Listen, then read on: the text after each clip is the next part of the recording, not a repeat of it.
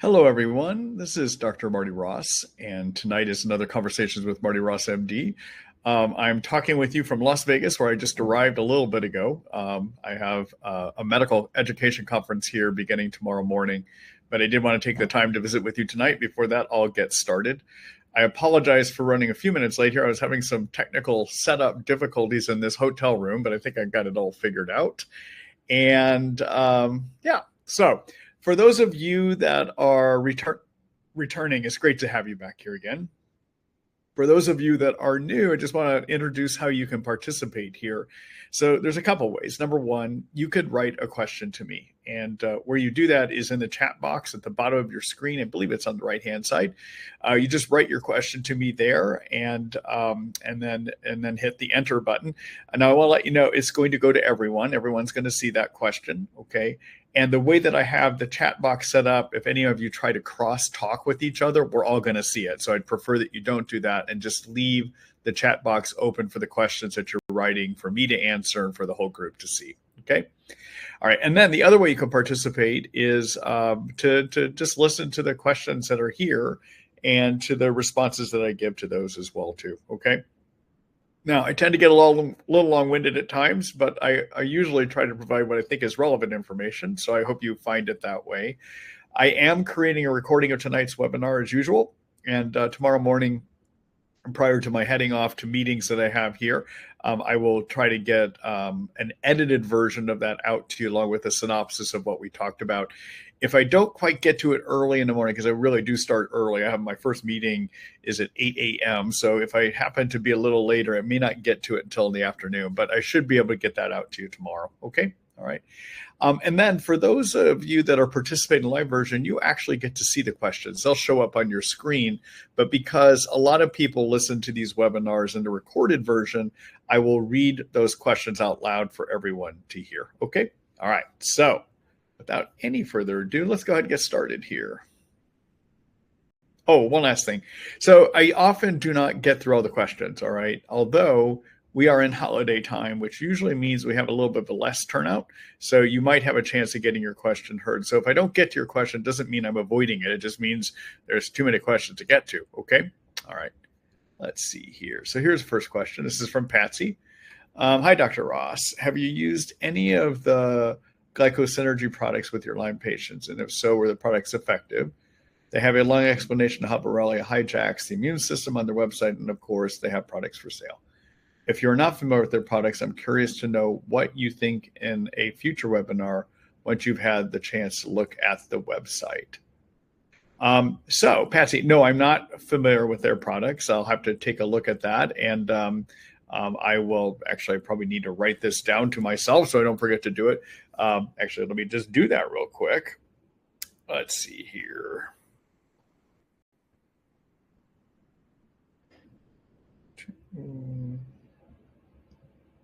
There we go. So let's see. Glycosynergy.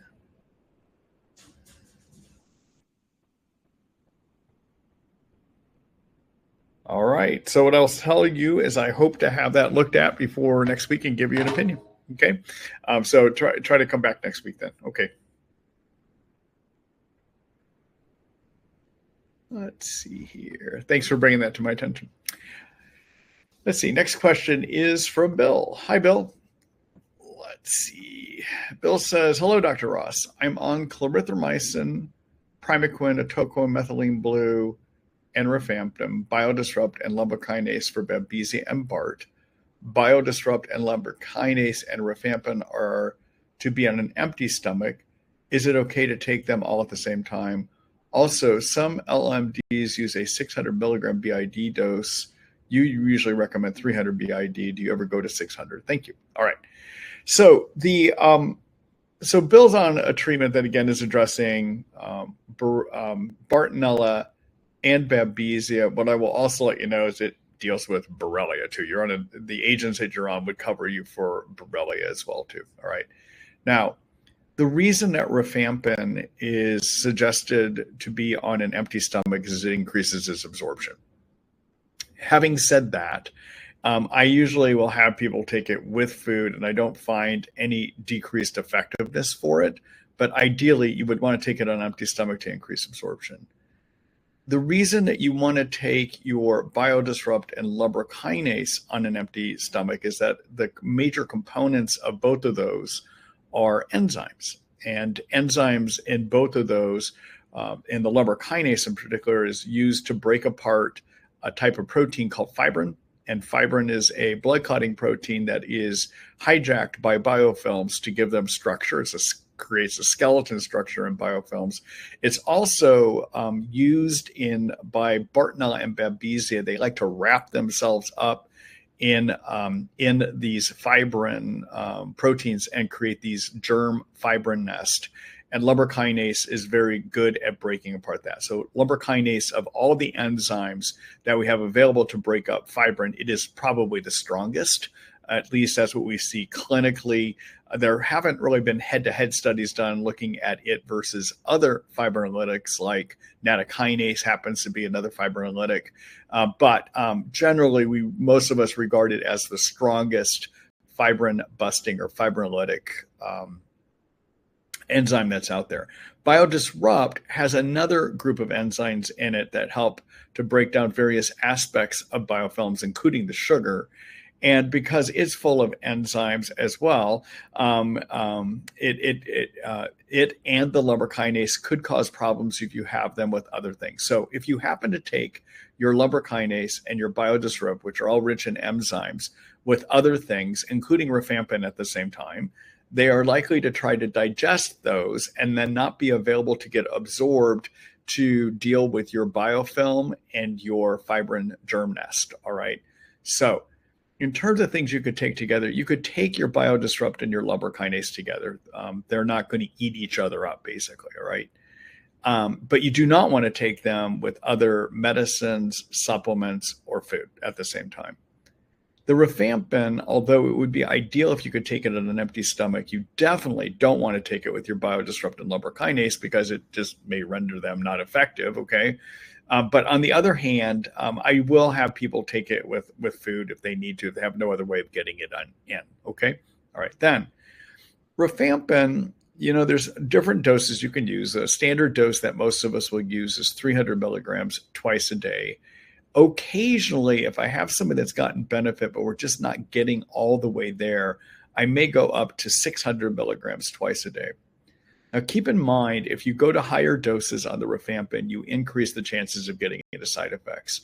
And one of the big side effects of Rifampin is it can lead to liver inflammation. It also changes the metabolism of other medications that you take with it at the same time because it alters the enzymes, the effectiveness of the enzymes in the liver that break down or process different medications, okay? So for that reason, I tend not to like to use it at 600 milligrams twice a day because of potential side effects and increasing chances of medicine interactions. But I will do it from time to time. When I have done it, I find maybe about 50% of the time it may be more effective in those people that I do increase the dose. And usually the people I'm going to increase the dose up to 600 twice a day are people that had good benefit and then it seems to stall. In that case, I may try to go up to a higher dose to see if we can get more effective killing from it. Okay. All right. So for those of you that are wondering what Rifampin is, it's a medicine that we used to use in tuberculosis. It's still used for it, but we find it effective in both Bartonella and mainly in Bartonella. It also can treat the cyst form of Borrelia as well too. So I'm sorry, Rifampin is great for Bartonella, and it also can help with the cyst type of Borrelia infection as well too. Okay, all right. Good luck to you, Bill.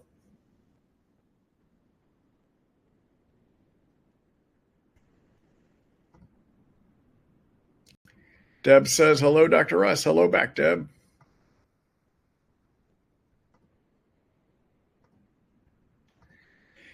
Hello, Lori. Lori says, thank you for doing this, Dr. Russ. I'm newly diagnosed with Babesia and Lyme. My G6PD test is normal. Is there a reason why my doctor would not have me treat both at the same time?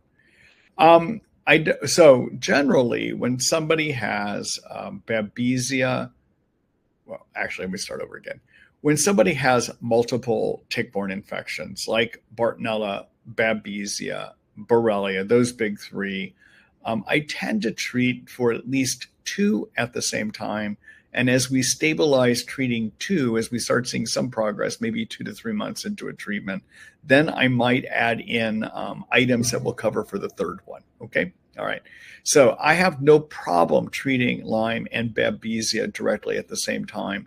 I'm not sure what the rationale is that your doctor would not do that, but I generally will do that at the same time. Now, the only reason I might not initially is if I've got somebody that is really, really sick and somebody that has a lot of sensitivities, I may pick to start treating for Borrelia first, get them into their treatment, get them through some of the Herxheimer reactions, die-off reactions, those worsening reactions we see as we start killing germs. And then I might add in Babesia at that time. But if I've got somebody that I think can handle it, if you will, that's not super sensitive, that seems to tolerate things okay, I would probably begin a Babesia and a Lyme treatment at the same time. All right. Now, the G6PD is an enzyme found inside your red blood cells. And if it is low, there's not enough antioxidants in your red blood cells. And you wind up, if you use a medication for your Babesia called tafenoquine or primaquine, you need to have adequate G6PD. If you don't, you'll get into rupture of your red blood cells, okay? But for most types of Babesia, we're usually not going to start with a tafenoquine-based treatment or a primaquine-based treatment. We're usually going to start with an atovaquone-based treatment using something called malarone, which is a atovaquone with another medication called proquinolone. It's a pill. Or we might use atovaquone straight, which is a thick yellow goo liquid that you drink, basically. Okay. So anyhow, just to say that most of it, at least in my practice, I'm tending to reserve tafenoquine for people that have a type of Babesia, which is called Babesia odicoli, not for Babesia microti and not for a Babesia tacani. Okay. All right. Good luck to you, Laura.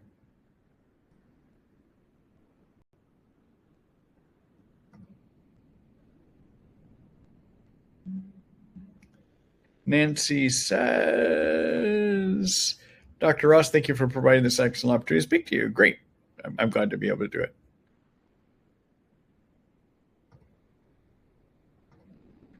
All right. Hello, Mary. Let's see. Mary K. Good day. Recently diagnosed with mycoplasma, arthritis, and Lyme. Is there a protocol for this bacteria? Thank you. So regarding mycoplasma, the most common strain would be something called Mycoplasma pneumoniae, which is a bacteria that is found even in healthy people. Okay, so just finding evidence of it in you by having elevated antibodies does not necessarily prove it's causing problems. It also, so in the world of tick-borne infections, if I find somebody that has Mycoplasma pneumoniae, I'm usually not going to directly think I'm treating it, but the things I use to treat either Bartonella or Borrelia are likely to kill it as well, because for both Bartonella and for Borrelia treatments, we're going to use what are known as intracellular antibiotics. Okay. All right. Having said that, if you were to try to treat Mycoplasma arthritis just on its own, separate. Oh, you have Lyme too. Okay, got it. I'm sorry, I misread that. So in terms of designing a treatment for your Lyme that would also help with Mycoplasma, any of the intracellular antibiotics, those that get inside of cells, could be effective. So that would be things like azithromycin, clarithromycin. Those are in a family called the macrolides. It would be medicines like a doxycycline or a minocycline. So those are tetracyclines. And also Rifampin sometimes can be helpful in this situation too. You might consider using a regimen that would be like a clarithromycin with Rifampin or azithromycin with Rifampin. That works on both intracellular and spirochete Lyme and cyst Lyme. So the azithromycin, clarithromycin work inside cells to get it Lyme that lives in cells. They also work on the spirochete, the corkscrew kind of Lyme. They're good at that. And the rifampin can get inside and work on some of those intracellular infections, and it likely deals with the cyst form of the germ too. All right, so an azithromycin 500 milligrams a day with rifampin 300 milligrams twice a day. Okay, or a clarithromycin 500 milligrams twice a day with rifampin 300 milligrams 2 times a day could be a regimen that handles both Lyme and mycoplasma. In addition, though, to get at what we call hibernating or persister forms of Borrelia, there would be some other things I might add into that. Okay, so as I mentioned here, just let me clarify a few things. So Lyme has 3 different appearances, 3 different forms. All right, so it has a corkscrew-looking version. We call that a spirochete. It also has a form that moves inside of your cells. We call that intracellular Lyme or L-form Lyme. And then it has a microscopic cyst form of the germ too. Okay, and that's the way that it looks. Those 3 different forms can be either in a growing or a hibernator state. The hibernators we call persisters. And so to pick up the hibernating form of Borrelia in these regimens that I just gave you, I'd probably add in something called a liposomal cinnamon, clove, oregano capsule. Those oils are shown in laboratory studies through Johns Hopkins University to be quite effective at getting at growing Borrelia as well as hibernating persister Borrelia as well too. Okay, and a product I like using that has the cinnamon, clove, oregano oils in it is a product made by a company called Doctor Inspired Formulations, and it is called Liposomal Cinnamon, Clove, Oregano Essentials. All right, and you can get that through my store or my affiliation with my store partner now called Phimologist. We carry that. Okay, all right, but that would be so you could do a regimen, for instance, to deal with your mycoplasma, arthritis, and Lyme. In terms of your germ killers, you could do a clarithromycin 500 milligrams twice a day, rifampin 300 milligrams twice a day, and liposomal cinnamon, clove, oregano, 1 pill 2 times a day. Okay. The other thing you might consider in terms of getting at some of that arthritic pain is to lower inflammation chemicals called cytokines. And to do that, I like working with curcumin. Curcumin is a component of the Indian seasoning turmeric. It gets inside of white blood cells and limits their production of inflammation chemicals called cytokines. Okay. And the product I like using for my curcumin is a liposomal product, meaning it's microscopically wrapped in fat to increase its absorption. And that's a product made by Thorne called curcumin phytosome. And so it's a liposomal curcumin. It's got no studies showing that it actually helps with arthritis, but because I like it has the potential and has the ability to regulate cytokines, it should help in those situations as well too. Okay, or it may help in those situations, I should say. Okay, all right. Good luck to you, Mary.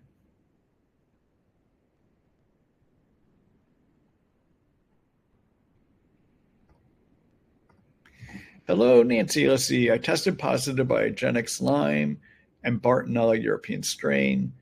I was given liposomal glutathione, SPM active fish oil, phytocidal, curcumin 500 milligrams 2 times, or phytocidal, curcumin 500 milligrams 2 times a day, cryptolepis, calcium diglucarate, and probiotics, BioComplete 3 by Dr. Gundry online. No change in the aching, pain, walking, or using any part of my body to do moves. This pain, aching is more painful on some days. The pain wakes me at night. 3 weeks ago, I started Bactrim 2 times a day. Fluconazole as needed, no difference in aching. Summer relief with infrared blanket by Boncharge. The aching and pain is hardly noticeable, but it only lasts 2 hours, then pain starts up again. Should I try using more than one antibiotic? Okay, let me just look at this again. So you've got Lyme and Bartonella. Your germ killer herbally was just the cryptolepis, to be honest. Phytocidal. I'm just going to do a quick look at what phytocidal is. Just a minute here.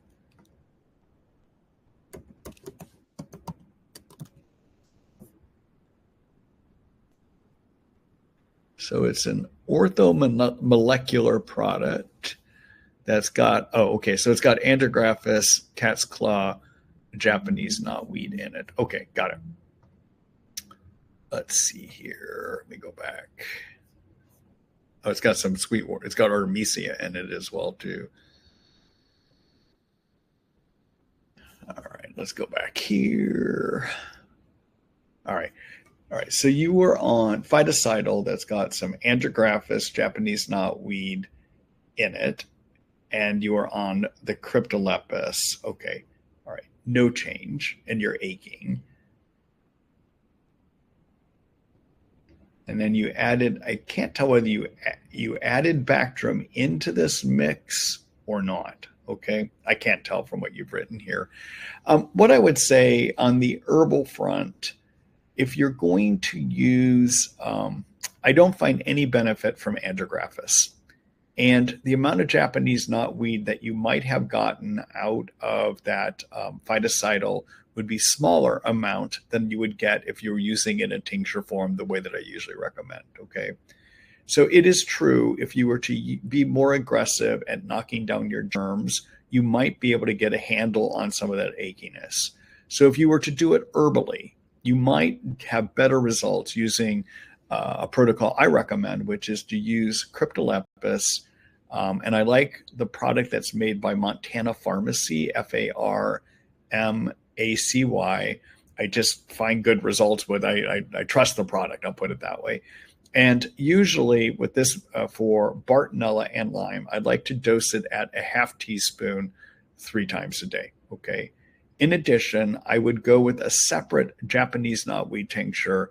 And again, I like, for my tinctures, I prefer the Montana Pharmacy products. I just find better effect of them, okay?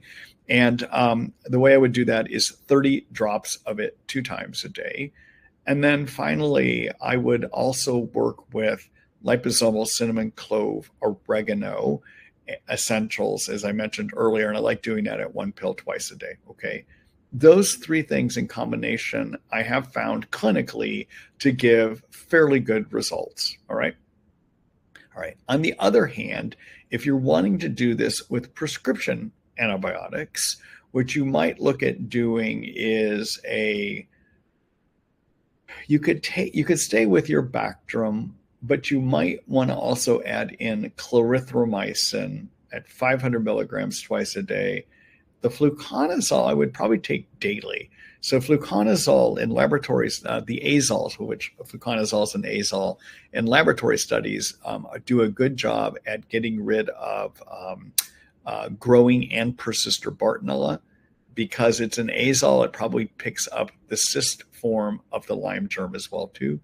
And then Bactrim can be anti-Bartonella, and clarithromycin would be spirochete Lyme and intracellular Lyme, with your fluconazole daily being the cyst form of your Lyme. Okay, that might be another way to do it too. The other thing that I would make sure you're doing is be a little bit stronger on the anti-inflammatory front. And the way to do that would be to make sure that your curcumin is a good curcumin product, all right? So you want to have something that is well absorbed. And when it comes to absorption, things that are liposomal tend to be better absorbed, okay?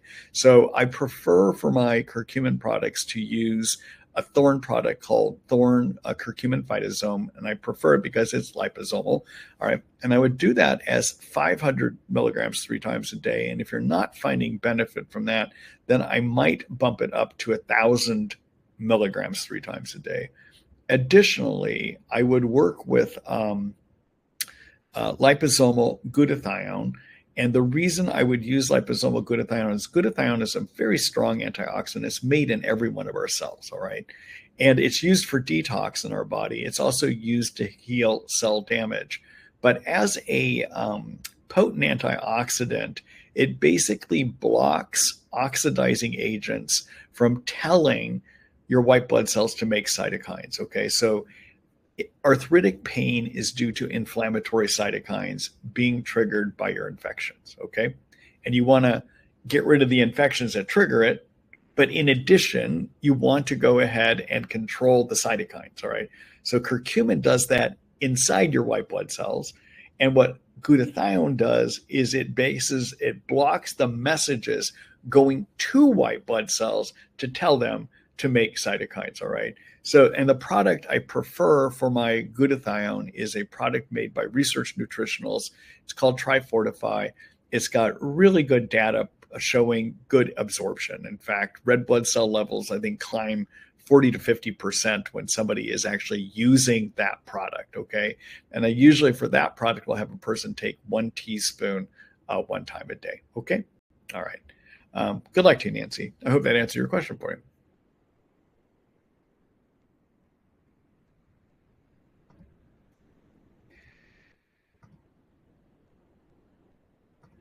Hello, Gary. Let's see. According to your article, I have thyroid concerns because of high TSH and low T4. Treat with iodine drops, zinc, selenium, and vitamin D.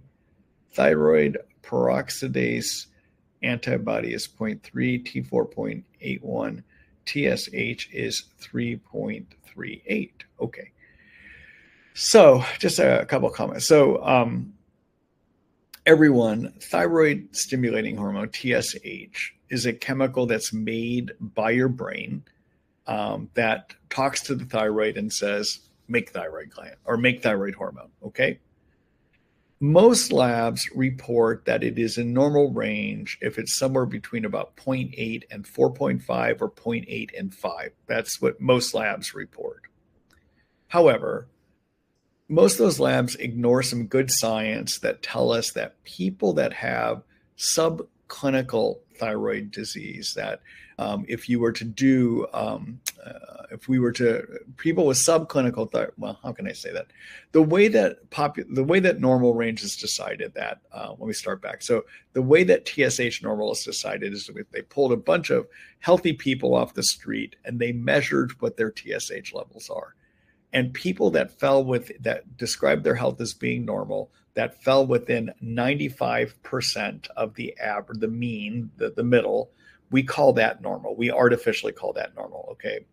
Subsequent studies have been done in trying to determine what is a normal TSH of basically finding people that have subacute illness, meaning they feel well, but if you do x-rays of their thyroid, you find some evidence of swollen thyroid, meaning they have thyroid disease, okay?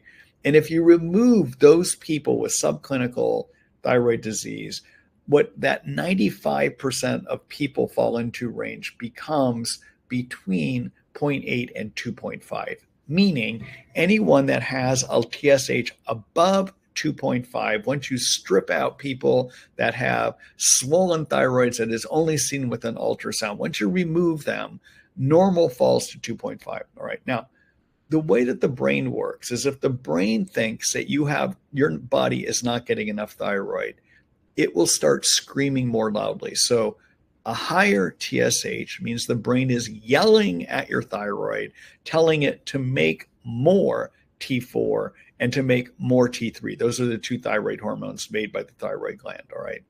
Now, your free T4 at 0.81 is in normal range, but it's on, for most labs, that would be a normal range, but it's on the lower side. And that doesn't mean it's your normal, right? Your normal may actually be higher. So I could make an argument if you have illnesses that suggest low thyroid, like fatigue or body achiness, and you've got this TSH above 2.5, meaning your brain is screaming at your thyroid and saying, make more, all right, and your T4 is barely at 0.81, then that would suggest low thyroid, all right? All right, so that's how we can come to that conclusion. Now, micronutrients that can help your thyroid work better are zinc, selenium, and vitamin D. Iodine, you have to be careful. There's a maximum amount because if you start using too much iodine, it can actually make your thyroid work sluggish, all right? And I always have to look up the number on this, so we're going to look it up together here. Let's see here. Oops, I forgot to screen share. Hold on here, man. Let me go back.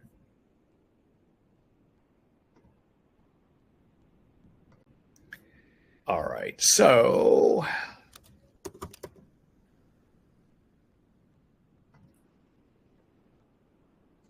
okay, so this is my thyroid management article, and in here I talk about how much iodine to get. So hold on here just a minute.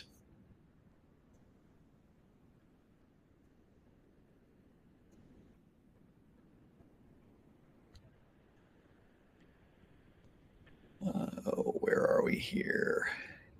Yeah, so you don't want to go over 150 micrograms a day of iodine. If you take too much iodine, the point I was trying to raise is it can make your thyroid operate sluggishly, okay? Now, by doing these micronutrients that you're doing, you could go back and check in about 1 to 2 months and see, is your thyroid doing any better? Has that TSH dropped to under 2.5? If it has not, then you may need to think about taking thyroid medication. And for that, my preferred way to do it is ground up thyroid glands, something called armor thyroid, or also known as NP thyroid is another version of it that comes from either beef or pork. And so that more closely aligns with what your thyroid gland naturally makes, which is about 90% T4 and about 10% T3. The pig portions are a little bit different, but it's close enough, okay? That's how I prefer to work with thyroid, okay? All right. Good luck to you, Gary.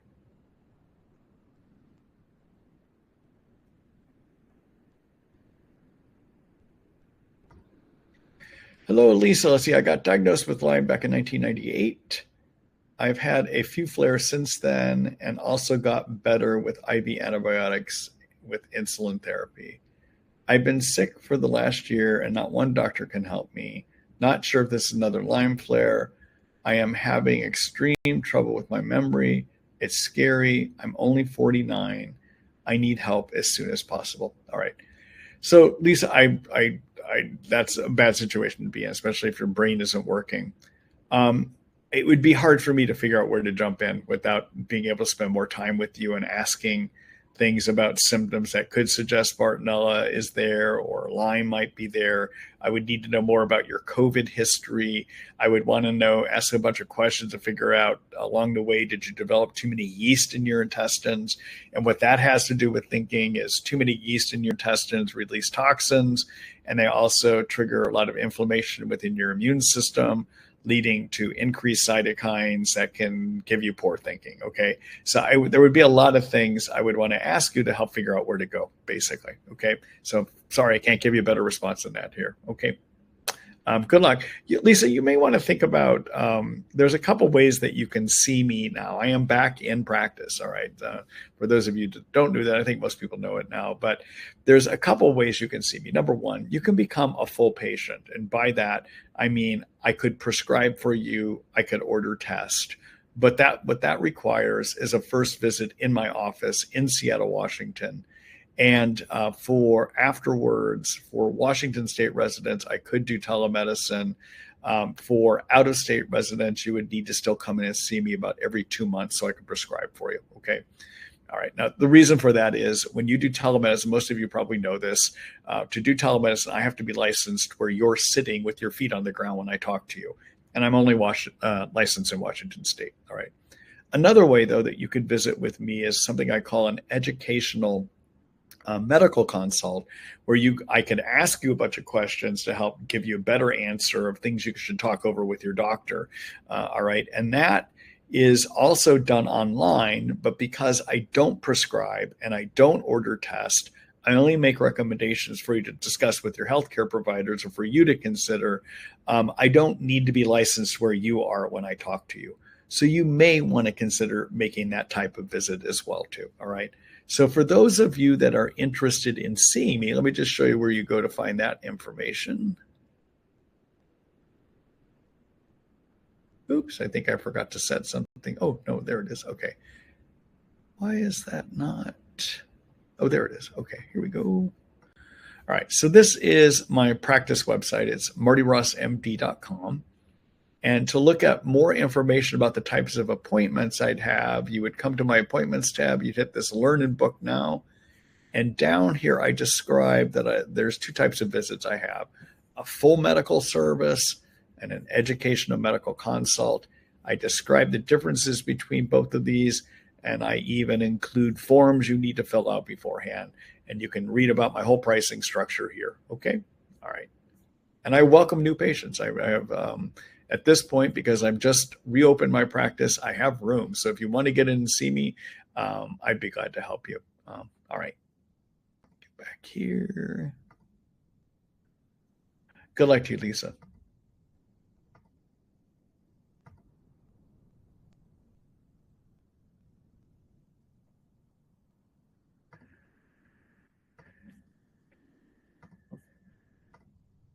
Hello, Bill. Dr. Ross, what are your thoughts on taking sub-Q NAD for energy? How much should you take? Is it safe to take 150 milligrams methylene blue a day? How long is it safe to stay on that dosage? Will it cause damage to my body over time? Thanks, Bill. All right. So NAD is a substance that is made in our bodies, but we also can supplement it. And one of the places it is found is within our mitochondria. And in the mitochondria, it's one of the chemicals that is needed to create cell energy called ATP. Okay. So some people have an opinion that if you give NAD, you might be able to improve energy. What I have found is that's not the best way to improve energy. It's like you're just kind of dropping one little chemical in a system that has more dysfunctions than just that one chemical. All right. So generally, if I've got somebody that is low energy or nerve injury, to get your energy factories called mitochondria working better, my preferred approach is to have people do repair of the membranes that make up your mitochondria and the membranes that are involved in helping create energy. All right. And they're all made up of a group of fats called phospholipids. And so I like to do phospholipid repair. And the product I like using for that, a product that has phospholipids that has been shown in limited studies to improve thinking and improve energy, is a product made by Research Nutritionals called ATP 360. So it's made up of all these phospholipids. In addition, there's small amounts of NAD, CoQ10, a few other micronutrients. And in addition, it has something called PQQ, which is pyroquinylene quinone, which helps create more mitochondria mass and can support the production of more mitochondria. Okay. All right. Now, so that's one, when people give it for energy, that's why they give it. Now, it's probably not that well absorbed, and probably the strongest way to get it is to do it as IV or sub-Q, okay, just to make you aware of that. In an oral form, if I'm going to try to raise it, I might use a precursor of it, which is called NMN, which may result in better production within your cells of NAD. But again, as something that solely is going to drive energy, I just have not found it to be that beneficial before. Okay. All right. If you want to try it, I think in terms of how it's given sub-Q, I'm not clear. I believe if you're going to do an NMN, I think we're talking 500 milligrams, if I'm right, once a day or twice a day on that. But the NAD, I'd have to look it up. I don't know that off the top of my head. All right. But as you can tell, I'm not a big proponent of either. So there you go on that. Okay. Oh, one other thing that NAD can help, and therefore NMN can help, is in anti-aging medicine or in longevity medicine. There's a group of enzymes that our body make called sirtuins. And if we can activate sirtuins, we get cleanup of damaged DNA, and we get better genetic expression as well too. And some people think if we could activate them correctly, this would also increase lifespan, or at least healthy lifespan.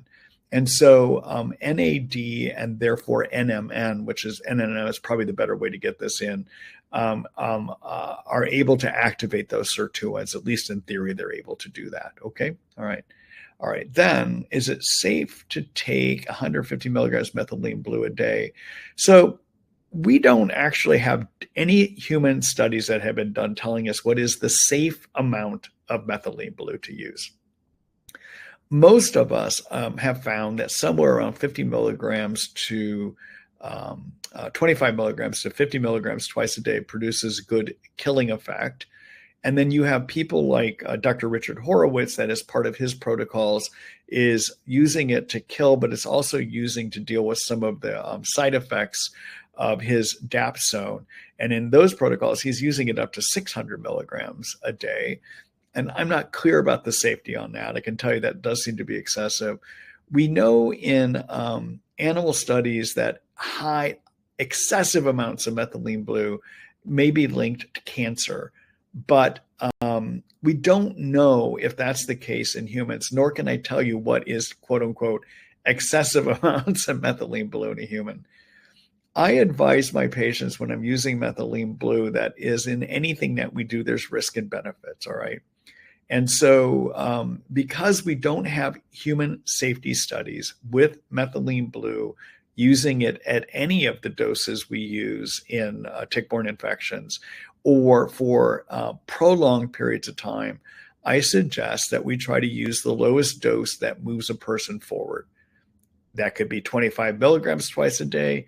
It might be 50 milligrams twice a day, but maybe it's 100 milligrams twice a day. I have done that before with people.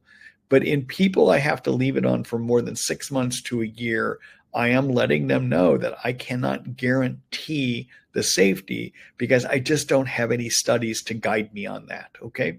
All right. Good luck to you, Bill.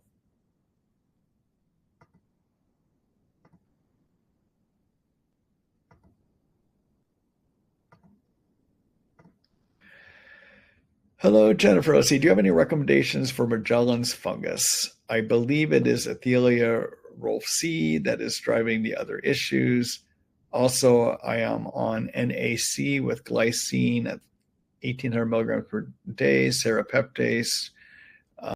Is this safe long term, or should I switch to bursts and cycles? This is for skin biofilm. Thank you for giving us your time. All right. So I don't think you're going to, I can't, I've never seen safety studies on this, but just looking at those doses of NAC and the glycine and the serapeptase, I don't have trouble with you doing that. Okay. All right. But again, I don't have safety studies to guide me on that. All right. Now, regarding Morgellons, I know I've identified a fungus. The truth is we don't know what causes it. We don't know that it's caused by a fungus. If we've done studies looking at what shows up under a microscope, it doesn't appear there's any uniform infections that show up across the board in anyone. Most of us that treat Morgellons think it is a skin manifestation, a skin effect of having Borrelia, Bartonella, Babesia, or a mixture of all the above. As to why it happens, we're not entirely clear, and that's all of us that work with it. I have found the most benefit in treating Morgellons by going after Borrelia, Bartonella, or Babesia if they are there. And as I get those infections under control, the skin heals. That's what I have found in my practice. One of the people that have written quite a bit about Morgellons that also shares the same viewpoint is Ginger Savely, Savely. She's a nurse practitioner. If you were to find some of her publications, you'll find a similar description to what I'm saying. Okay? All right. Good luck to you, Jennifer.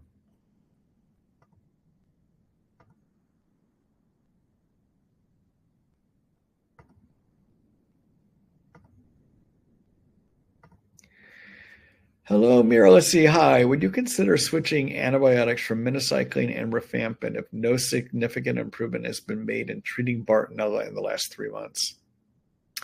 Also, using Baluchi, cinnamon, clove, oregano, GI detox, and immune system. Oh, you're also using all those. Okay, yeah. So generally, what I have found is so Bartonella, everyone, replicates every 24 hours. And when germs replicate that often, they generally are going to respond more quickly to antibiotics than germs that replicate every 4 weeks, for instance. So typically, Bartonella, which replicates every 24 hours, if you are on something that is effective against it, you're going to get a quicker response than if you're on something that's effective against Borrelia that replicates about every month. All right? All right. So typical timeline with Bartonella, if somebody is on something that is effective, what I tend to see is by 2 to 3 months, we should start seeing some improvements in the Bartonella symptoms, all right? And if you're on something that's effective for Borrelia, it can take longer, and this is where it gets tricky. So Borrelia, there's been one unpublished study done a number of years ago, presented at one of the annual Lyme meetings, one of the ILADS meetings. And in that study, it was shown that people that were put on clarithromycin and metronidazole, also known as Flagyl, that's kind of the standard we did back then, okay, that by 3 months, only 30% of people started having improvements. By 6 months, 60% started having improvements. And by 9 months, 90% started having improvements, okay? So the reason I raise that is if you also have Borrelia and you're not seeing any improvements, then it may just be that the Borrelia is your predominant symptom producer, okay? And it may just take longer, for instance, okay?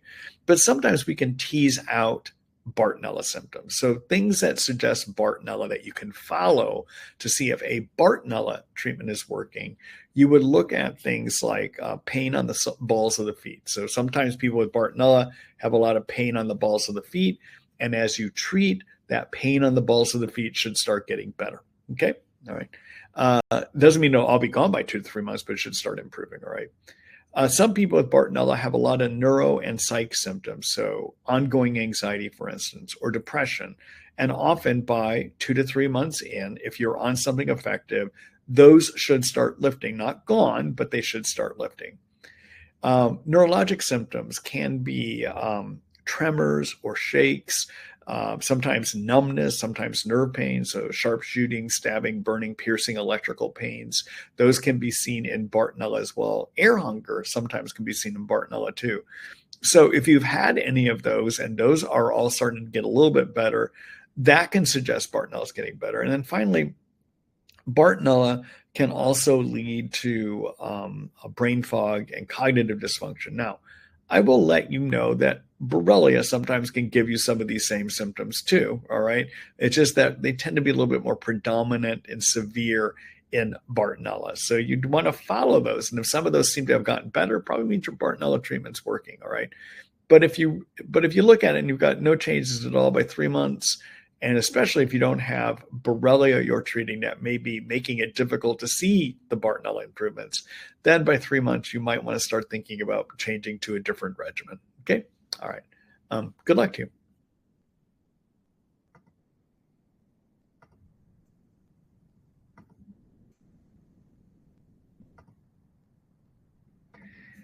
All right. Hello, Scott. Let's see. Lyme and Bart sufferer for a diagnosed 10 years, treated only with herbals, and am in remission for the most part. However, I suffer from post-exercise fatigue. I can only do 2 to 3 hours of any physical activity, and afterwards it will take 2 to 3 days to recover. What is your recommendation? My LMD says I just need to repair my mitochondria. So I would agree. I would start. The first place I would look is at mitochondria dysfunction. So your mitochondria, again, are your cell energy factories, all right? And they produce a fuel called ATP. And then they're supposed to build up a supply of ATP. Now, if they're not working well enough, if they have some dysfunction, they might make enough so that you can run, feel pretty good energy-wise, until you start doing something that taxes them, like exercise. And what may be happening is they're kind of working okay, but they're not working well enough to generate more ATP when you're in the middle of needing it, okay? All right.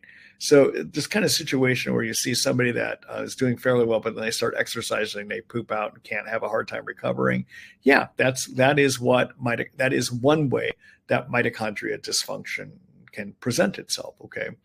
And so what I like to do for this, again, I like to start with phospholipid repair, and that is to do the ATP 360, 3 pills, 1 time a day. I mentioned that earlier. It's a product made by Research Nutritionals, and they've done some limited studies showing marked improvement in thinking and marked improvement in energy by using that. And you would want to use it for a minimum of 2 months to see if it's making any benefit. And if it is, go use it at least for 6 months total to do the repair, okay? In addition, as part of mitochondria repair, I like to try to repair damage to the mitochondria from the inside, all right? And so what I like using is liposomal glutathione. Glutathione is a very powerful antioxidant. I mentioned it earlier tonight. And it helps prevent further damage to the structures of your mitochondria and may even help heal them from the inside. All right. So I like using for my liposomal glutathione because of their data showing good absorption. I like the Trifortify product by Research Nutritionals. And I'd like to have people take at least a teaspoonful one time a day. Okay. All right. Now, keep in mind that one of the things that's also useful about the ATP 360 is one of the components is something called pyroquinolene quinone, PQQ, which can increase your mitochondria mass and mitochondria biogenesis. It may do that. And so it's going to help with your energy in that way too. All right. Now, if you're wanting to do a quick fix, a patch to your mitochondria, one way you could do that is Methylene Blue. Now, we talked about Methylene Blue tonight because it's useful at killing persister Bartonella and persister Borrelia. But the other thing it does is a great carrier of electrons within your mitochondria. And one of the parts of generating energy in a mitochondria involves moving a bunch of electrons around as part of a process called creating ATP. And there's this place called the electron transport chain that has a variety of proteins, but sometimes the fats or the protein structures and fats that allow these electrons to be transferred get damaged. And what you can do is you can use Methylene Blue as a patch that will carry the electrons from one of these protein structures to another one and jumpstart the process, okay? And so you could use a Methylene Blue for that at 25 milligrams twice a day. And it might be a quick way of jumpstarting your mitochondria while you try to do the deeper repair work of the ATP 360, as well as using the Trifortify product that I mentioned too. Okay, all right. Good luck to you, Scott. Oh, let me just do a quick screen share here. So for those of you that are wondering about some of these things, let's go here. Okay, so I do have a whole article on mitochondrial repair. So you could look in my chapter here called Energy and Fatigue, and then you would want to take a look at this article here, Power Up Your Mighty Mitochondria and Get Energy. Okay, all right. I would start with that article. Okay, all right. And then in terms of the various products that I prefer to use for helping with this, let's see, we're going to look in my supplement section, and I would take a look at, let's just look under Research Nutritionals because I told you about them already. All right, and so you would want to look at this product called ATP 360. All right, that's going to do your phospholipid repair. And again, I prefer using their glutathione, and that's called Trifortify, and they have 4 different ways that you can get that as well too. Okay, all right.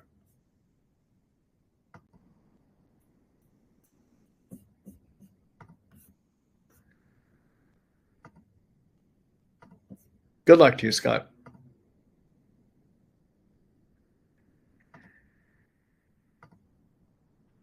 Hello, Keisha. What are the best ways to test for Babesia and Bartonella? Does anyone know? Yes, I do know. That's what I do. All right. So there is a whole article I have on the best test, all right, for all of these infections, but I'll tell you about it and then I'll show you where you can go read it. So IGeneX, the tick-borne infection testing company called IGeneX, has a test method which is called an immunoblot. And what you do with an immunoblot is a method that they use to determine if your immune system has made antibodies against these infections, all right? And so that's known as an indirect test, meaning if we happen to have an antibody reaction and you have enough symptoms, it suggests the infection is in you, okay? All right. Now, the way that they do their antibody testing in this immunoblot has the ability to find these infections if they're in you of about 93 to 95%. And we call that ability to find something when it's in you the sensitivity. So these are in testing, in a world of testing, a 93 to 95% sensitivity is really pretty good, okay? And that's based upon their own in-house validation studies. And so it's pretty good, okay? Now, you will see if you start reading online that there are some people advocating doing a different test, which is something called a T-Lab microscope test. And T-Lab is doing a test where they'll draw blood, you send it to the lab. And with that blood, then they mix in a genetic marker that attaches to the genetic material of Babesia or the genetic material of Bartonella, and it makes it so it lights up under the microscope, okay?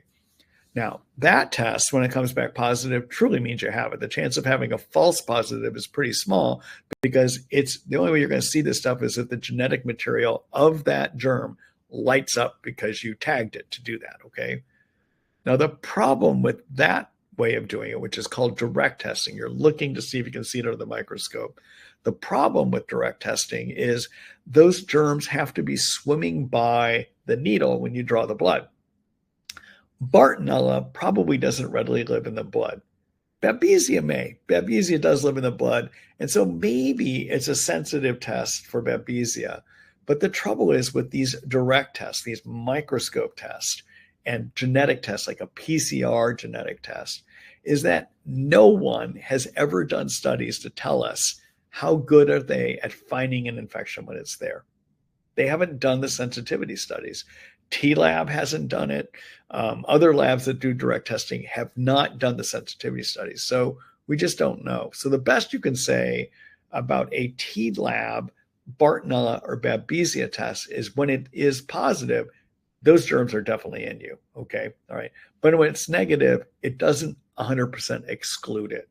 So for that reason, my testing approach is do the immunoblot testing for IgM and IgG antibodies for Bartonella and for Babesia through IGeneX, because we know from validation studies it can find those infections 93 to 95% of the time. And if you still have strong suspicion you may have them, but testing is negative, then you might want to try to do the T-Lab test and just see if it happens to pick it up. Okay. All right. So that's how I would go about doing it. Let me do a screen share and I'll show you my article on the best testing out there. Okay.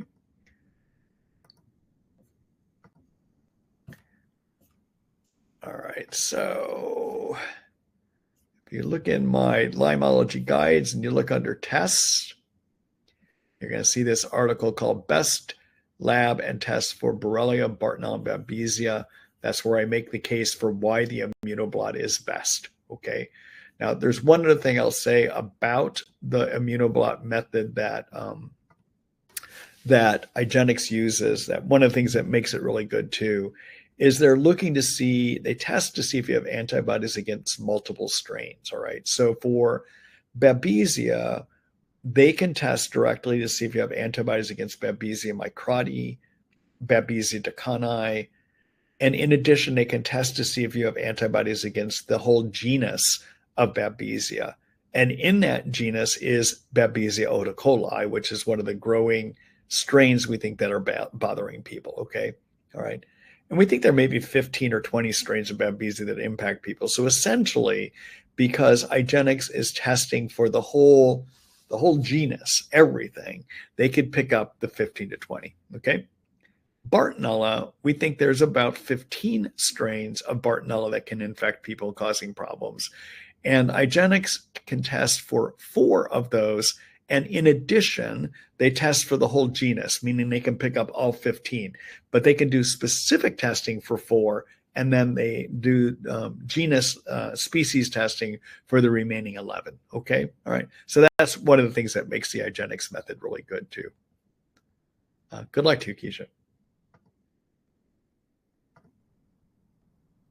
Oh, Keisha, one other thing you should consider is sometimes it's possible to make a clinical diagnosis of Bartonella and Babesia. And so to do that, take a look in my Lymeology guides and look at this section called How to Diagnose. and read my articles on how do you diagnose Babesia right here, where I talk about testing, but I also talk about the symptoms you can use. And same thing for my Bartonella. I talk about the symptoms you can use in addition to testing in that article as well too. Okay.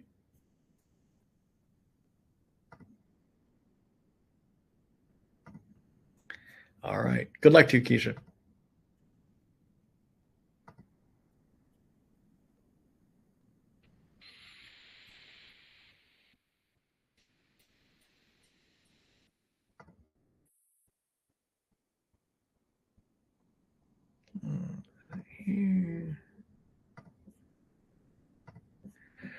Hi, Mira. Let's see. Is it possible that a person can become less hypermobile with treatment for Lyme and Bartonella if the hypermobility presented during illness? The answer is yes. All right. So there is a condition, everyone, where people get hypermobile joints because the connective tissues, your ligaments and your tendons that hold those joints together get more stretchy. All right. There's a genetic condition called Ehrlos Danlos syndrome where it just happens normally. In addition, though, tick-borne infections may trigger it to happen too. And so as you get the tick-borne infections under control, often that stretchiness and flexibility goes back to normal. Okay, so it can. Okay, all right. Good luck to you.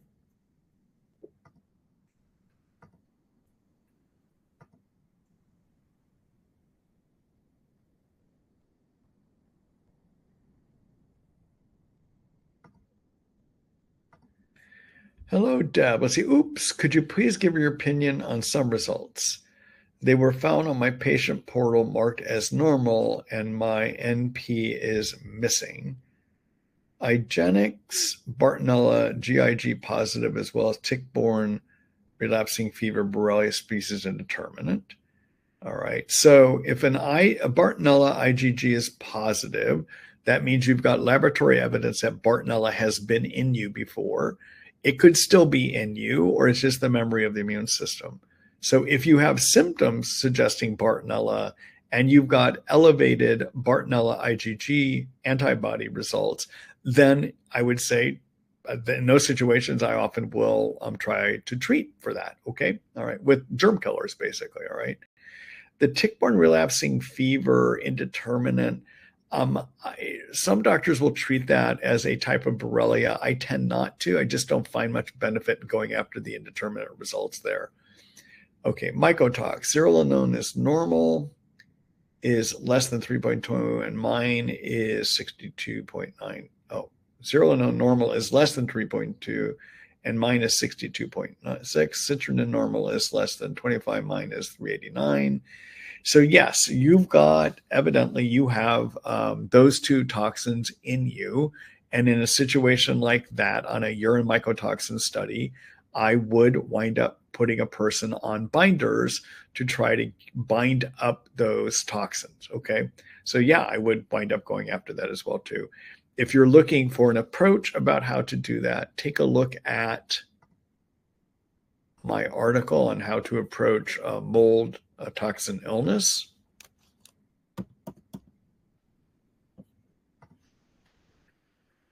That's this article right here. Okay.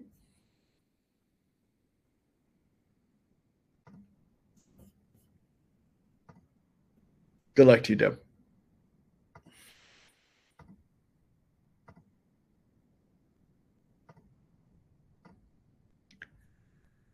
Mira, let's see. It's difficult to take Maluki twice daily along with Rifampin and minocycline due to empty stomach timing. Can I take 2 Maluki pills at once in the morning rather than 1 pill twice?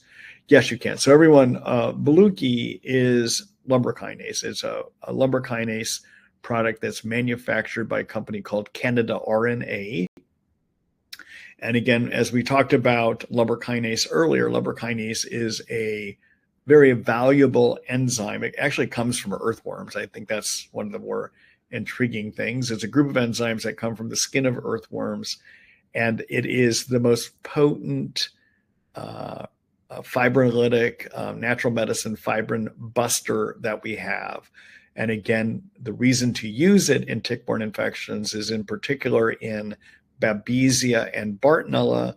It can help to break apart those fibrin nests. These are the germs wrap themselves in your blood clotting protein called fibrin, and they lodge themselves against your blood vessel walls where they're kind of hidden away from your immune system and your antibiotics. Okay, so it's a good idea to use lumbrokinase for that. Second reason to use lumbrokinase in these illnesses is that both Bartonella and Borrelia develop a slime, sugar slime covering called a biofilm. That it's kind of a simplified discussion. So biofilm is a sugar slime covering held together in a protein matrix made up of fibrin, okay? And in addition, within that slime structure, there's also a whole colony of different kinds of bacteria that all have functions. Some of it operates like a post office. Some of it operates like the sewage treatment facility. They all have different functions, okay? But one of the ways that you can break apart a biofilm is to get at the fibrin skeleton, and lumbrokinase does that, okay? Of the two types of lumbrokinase that I carry, there's a Baluchi and there's an allergy research product. I tend to find the Baluchi to be a little bit more effective, okay?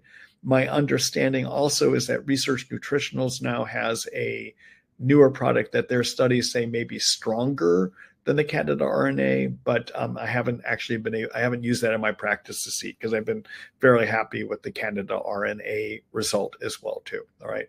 In terms of timing of it, you do want to take it on an empty stomach. You want to by 1 hour either side. So stop all medicines and supplements 1 hour before, and then you can resume them 1 hour later. You can take it with water, okay? Because of those timing issues, it does become difficult to figure out when to squeeze in. Ideally, I like to get people up to 1 pill twice a day, but if you can't do that in 2 times a day, I have found benefit by taking 2 pills 1 time a day, okay? All right. Good luck to you, Mario.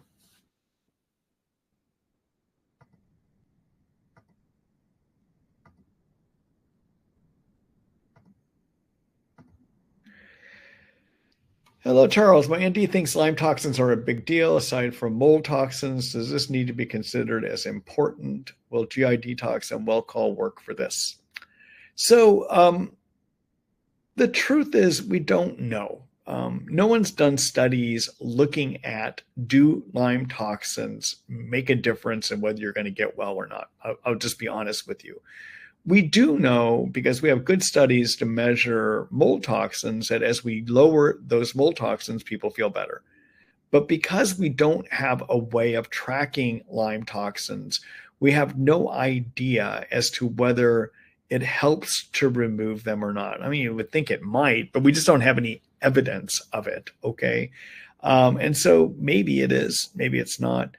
What I can tell you is, I get lots of people well, and I don't often in those people, other than people that have known mold toxicity, and most people, I'm not doing any binders at all to deal with Lyme toxins, and they get well.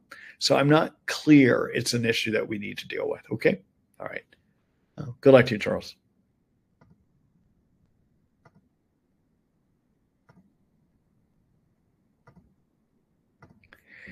Hello, Keisha. Does the mycoplasma pneumonia, which elevated antibodies are needed for a diagnosis, does IgG count or just IgM?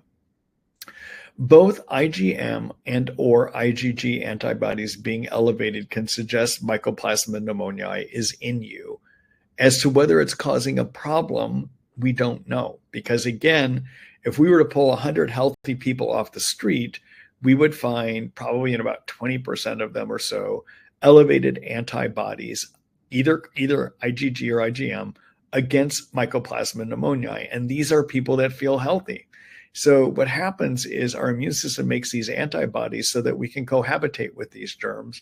As we cohabitate with germs that live in our skin, mycoplasma pneumoniae for many people is a germ that they just cohabitate with, and it doesn't necessarily cause problems. My approach with mycoplasma pneumoniae in tick-borne infections is literally not to do anything specifically to target it, because I recognize that if it has gotten active in a person, it might be active because their immune system has been suppressed from tick-borne infections. So if I get rid of the tick-borne infections, probably will put the mycoplasma back under control. Additionally, the intracellular antibiotics, herbal and prescription that we use for Bartonella and Borrelia will kill mycoplasma anyhow. So there isn't a specific reason to target it. Okay? All right. Good luck, Keisha.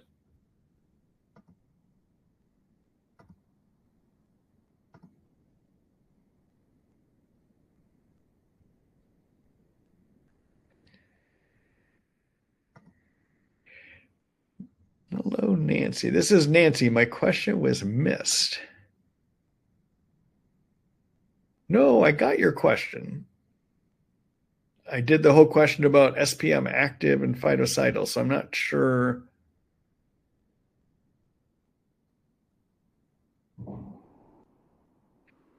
Yeah, I think I got your question, so I'm not sure why you said that. Okay.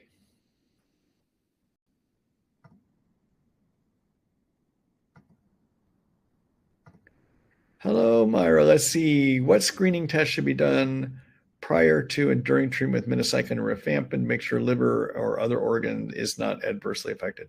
So generally what I'd like to do is about a month after being on minocycline and rifampin, I'd like to do a CBC, which is a blood count, and I'd like to do a comprehensive metabolic profile, which will look at both kidney and liver function. All right. And if that looks good after a month, I might repeat that in one more month. And if they stay normal, I stop checking them on a regular basis. Okay? All right. Good luck.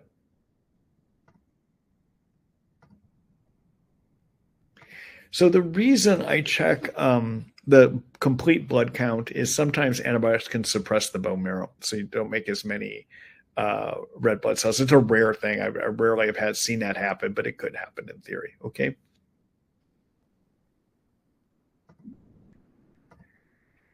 Hello, Kathy. Let's see. I just had surgery and started having muscle twitches.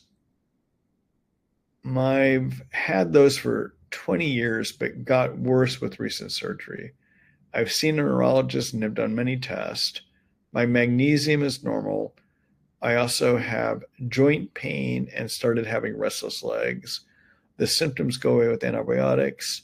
I want to try natural products. What's the best? All right. So let's see if there's a second part here. All right. So let me make just some observations for you, Kathy. So I'm not sure if you have had Bartonella or if you have Bartonella, but when I see restless legs and also when I see muscle twitches, I think of Bartonella. I think about it, okay? And I usually will try to explore to see if somebody has it. So if you do have Bartonella, it could be resulting in neurologic irritation, resulting in the restless legs, and resulting in muscle twitching, all right? In which case, you would want to use some type of an herbal antibiotic regimen that would deal with those. And so you might consider a cryptolepis, half teaspoonful 3 times a day, along with a liposomal cinnamon clove oregano, 1 capsule twice a day, and Japanese knotweed, 30 drops twice a day. That regimen also would go after Borrelia too. And the reason I'm suggesting is you say you do better with antibiotics. So I wonder if antibiotics are either getting at a Bartonella or a Borrelia infection for you. I also like to put people on magnesium. Now, I know you have normal levels, but still, sometimes adding in magnesium, like a magnesium glycinate, 100 to 200 milligrams once or twice a day can make a difference for people as well, too. Okay? All right. Good luck, Kathy.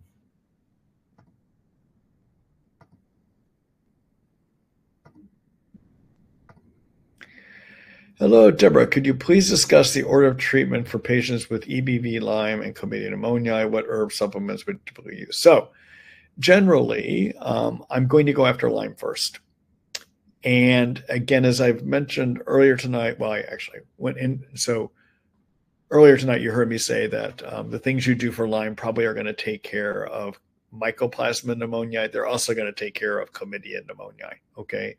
So any of the intracellular agents or herbs you use and any treatment you go on that's decent should have intracellular agents will wind up treating intracellular Lyme, and therefore those same agents will go after chlamydia pneumoniae. So you don't necessarily need to specifically target it. And then after a year or so of treatment, if somebody's not making marked improvements, then I start wondering if the EBV really is a component that we need to deal with. The reason I don't deal with it right up front is, again, antibody testing is not reliable at showing you if you have an active infection because, again, we cohabitate with this germ. Okay, elevated antibodies just may mean it's a germ that's living in you, and your immune system is working great at controlling it. But if we get further along and somebody's not getting better, then I start wondering if it is a component.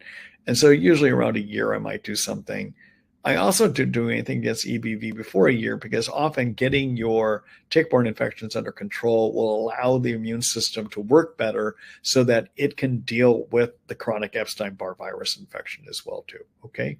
All right, so in terms of going initially after a Lyme and chlamydia, what I would look at doing is the protocol that I like, my favorite herbal protocol, which is the cryptolepis at half a teaspoonful 3 times a day, Japanese knotweed at 30 drops twice a day, and liposomal cinnamon clove oregano at 1 pill twice a day, okay? In addition, I would try to lower cytokines by being on curcumin, and for that, again, I prefer the Thorn curcumin phytosome as my curcumin product, and that is 1 pill 3 times a day. If you are getting poor sleep, I'd like to have people do things to regulate their sleep and get 7 to 9 hours of sleep.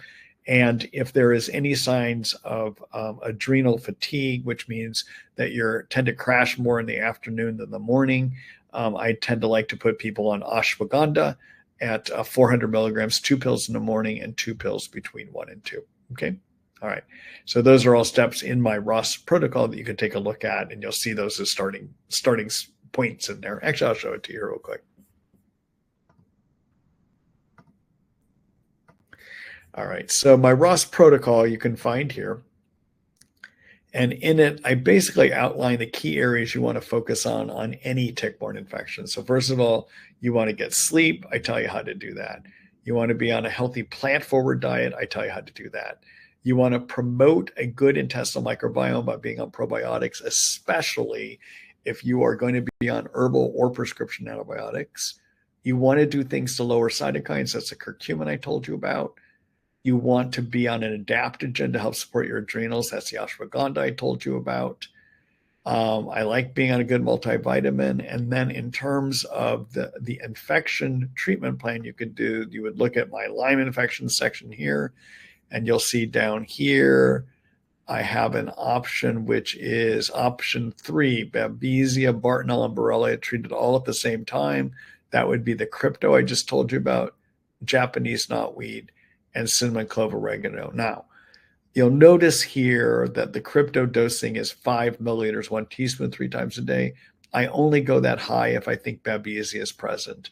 If there is not Babesia present, then I'll do 2.5 milliliters, half a teaspoonful, 3 times a day. Okay.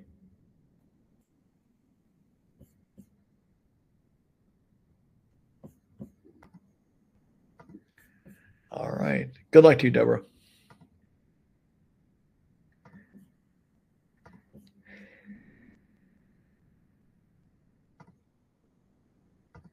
Hello, Keisha. Does a low phosphorus mean there is a need for ATP 360 or a low CO2 or both? I would need to see how low it is, actually, but generally no. Okay.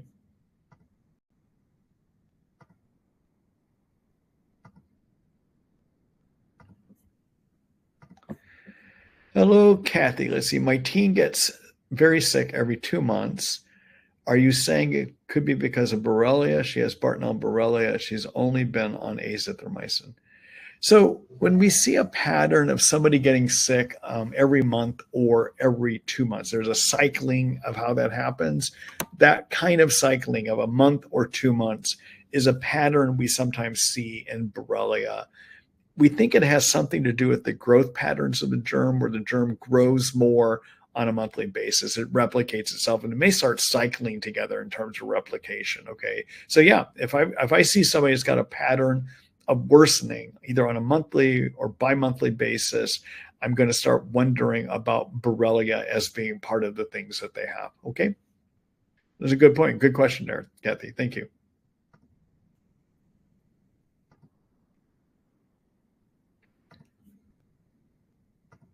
Hello, Sally says, is tinnitus related to any of these infections? So tinnitus, one component of tinnitus can be from neurologic injury of the inner ear. All right. That component can be sometimes caused by Borrelia. Sometimes it can be caused by Bartonella. But in addition, sometimes the hearing structures can get injured from some of the antibiotics we use. And in particular, the macrolides, azithromycin, clarithromycin, sometimes can lead to ringing of the ears. When it first starts, if you just stop those medications, it tends to go away, but they could result in some ongoing problems as well, too. Okay? All right. Good luck to you, Sally. Thanks for the question.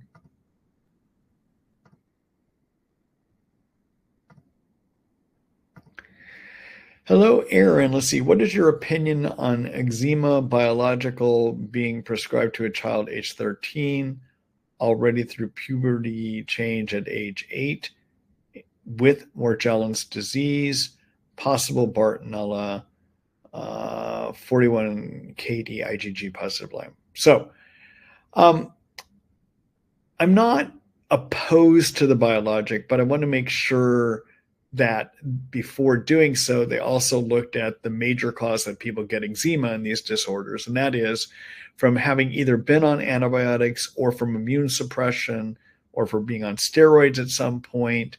People tend to get yeast overgrowth in the intestines.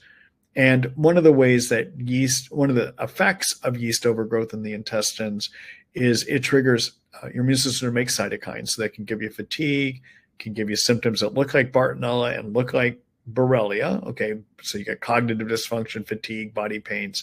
But in addition, some of the chemicals that get released out of the intestines because of the intestinal yeast get into the bloodstream and can result in eczema, pimples, and acne. So I would want to make sure that there was some consideration as to whether there may be intestinal yeast overgrowth going on. Okay? All right. Good luck to you. Good luck to your daughter.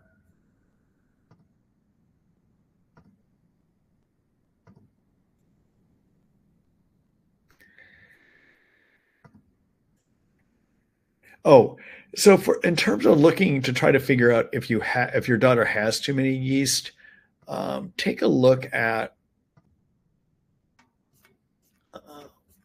I have a whole yeast section that you can look at in my Lymology guides.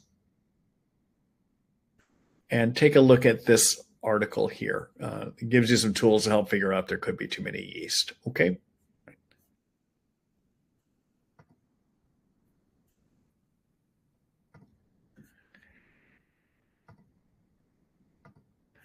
Hello, Sandy. Let's see.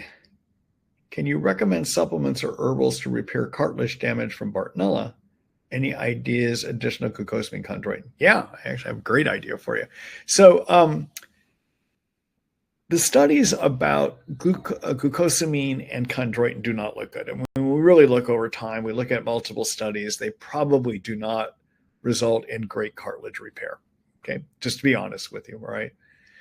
There, however, is a newer product out on the market, and it's a product that has in it boswellia and celery seed. And essentially what these do is they decrease inflammation within the cartilage, which allows the chondrocytes that live within cartilage to turn back on and start to produce cartilage. Okay. Those two herbs are found in a product called Cartigenix. It's Cartigenix by Calroy Health Sciences. And there have been a number of double-blind randomized controlled studies showing a number of things, including increased cartilage markers when you do blood testing, increased thickness of cartilage in people that have used this over about a 3 to 6 month period of time, and in addition, increased mobility and decreased pain scores. Okay, now these were in people that had osteoarthritis and did not say that they had Bartonella or Lyme. I want to be clear about that. But these are some pretty compelling studies, okay? And so I find that to be an effective product. I have been using it over the last maybe 4 to 6 months with various people that have asked me about it. And I'm hearing some positive feedback on that as well too. But it also has studies that show that it can make a difference, okay? So let me show that product to you. All right, so let's do it here.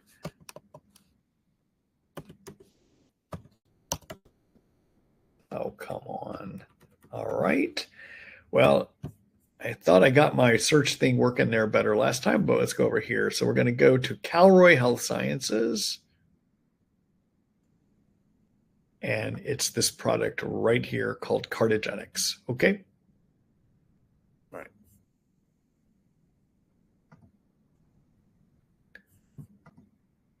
All right. Let's see. Thanks for that question, Sandy.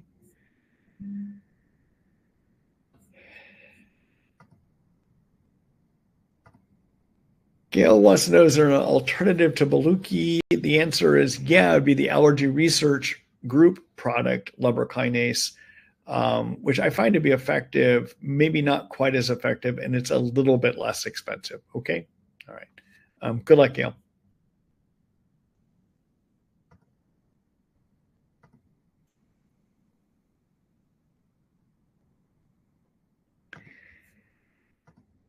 Keisha says, thank you, Dr. Ross. You're amazing. Thank you. I appreciate that, Keisha.